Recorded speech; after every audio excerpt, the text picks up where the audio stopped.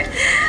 Next up, who will be speaking is Nadia Khan from Stop LAPD Spying. Please welcome her.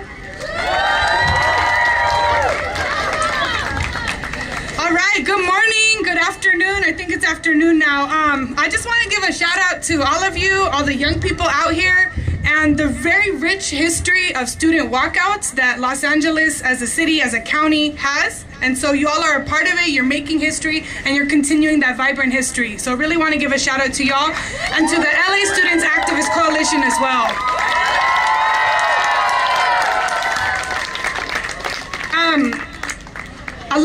A lot of y'all have shared some really powerful, very sad, devastating statistics.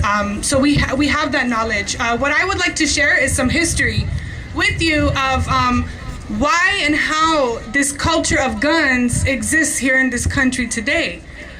We must remember we are on native land. The Tongva, the Chumash, this is native land.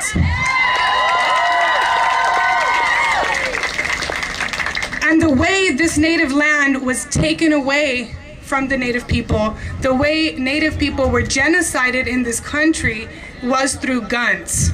Enslavement happened through guns. We need to be remembering that as we speak on gun violence as well. Guns have been a tool of colonization, the colonization of black and brown bodies all around the world. This colonization continues today. This divide and conquer tactics. How do the guns get in our communities? Who carries the most guns? The corporations, the state has pumped guns into our communities, and the police carry the most guns in this country. I would like to share some statistics on police violence through guns. In 2017, the US police killed 1,194 people. That is one person every 7 hours and 18 minutes.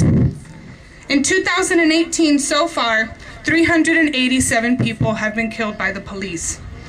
The LAPD, and I recognize we're in Santa Monica, but Santa Monica is influenced by LAPD. The LAPD and LA sheriffs have led the country for years in the most murders of people. I would like to cite a report that was done by the Youth Justice Coalition, really amazing group of young black and brown youth leading fights against youth criminalization, violence in their communities, and state violence. In their report, they did a study of police killings from January 2000 to August 2014. 589 people in LA County alone were killed by the police.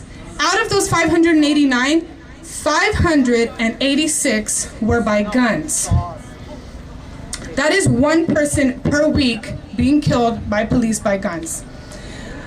As one of the students said, gun violence impacts black and brown youth the most. So not only is this by state violence, but even the community violence we inflict on each other in our communities, it's because of the conditions we live in. People's needs aren't being met, and we live in such a gun-happy country.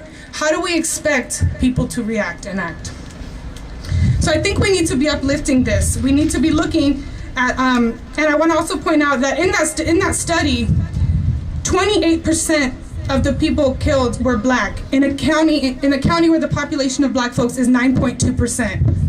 That's horrible, horrible statistics, building on what folks have already shared.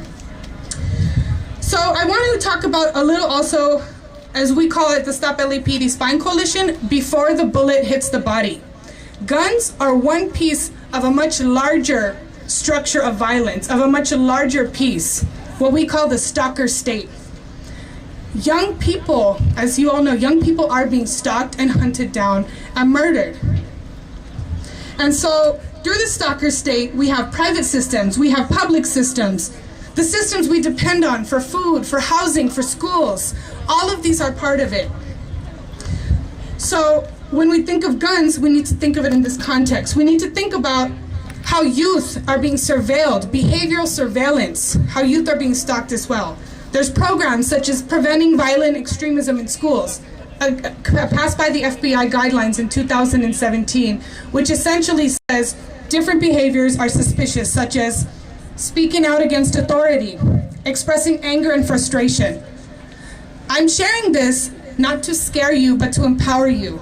Knowing this, we need to build power and not paranoia. So I really hope this vibrancy that is here today continues. I know it will. I feel it. Y'all are strong. Y'all are powerful. This is really beautiful. So in closing, I want to share that people have always resisted. Youth have always led this fight. We build on what we learned from our elders, and youth have led this fight. So keep leading it. Keep building, keep imagining, as the person before us just said, keep imagining, what does community safety look like? How can we think of safety outside of jails, outside of police? How can we imagine what that looks like? This is what it looks like. You all are building together. So we're imagining what community safety can really look like.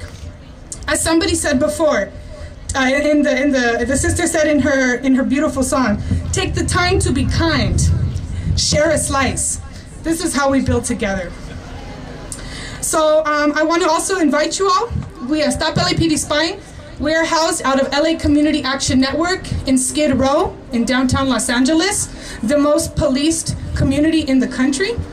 So I invite you to come. Every Tuesday we have a meeting at 6 p.m., 838 East 6th Street. I'm honored to be here. Thank you for sharing with me, and thank you for having me share with y'all.